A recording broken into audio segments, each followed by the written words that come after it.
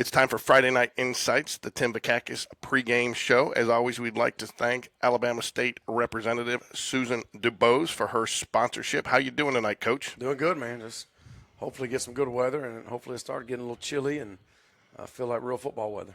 I think the big question on everybody's mind is tough loss last week. How did the boys respond this week? They responded well. I mean, it was a heavyweight fight, and we saw we had 6 or 7 plays that we could have, if one of those plays gone differently, the outcome would have been different. And we got to get to a point where when we get a chance to make those plays in a big game, we got to make the kids responded well, the coach responded well, and it's been a really good week in the weight room, and I think they're ready to go tonight. You bring in a very formidable 7A opponent in James Clemens tonight. What were some points of emphasis this week as you prepared to face the Jets?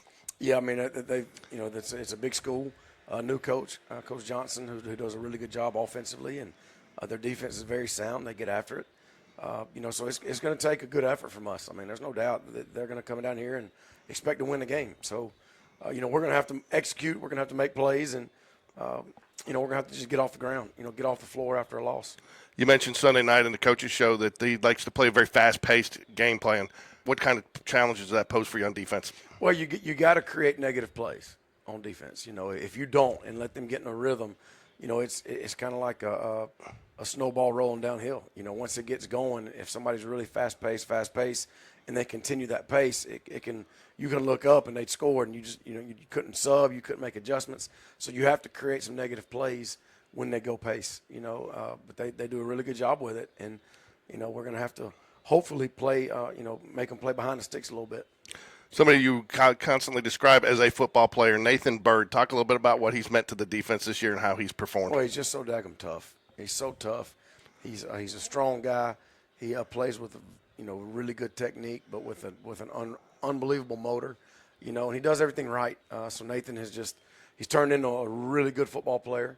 And I always kid him. I always tell him I love watching him play because he does a lot of stuff right. It's time for our Hoover Toyota keys to victory. What are 3 things the Jaguars have to do tonight if they want to walk away with the victory? Got to get off the ground. We got to get off the floor. And we got knocked down, and we got to get back up. So I expect these kids to get up early. Second thing, I think we got to make plays. Whether it be offense, defense, kicking game.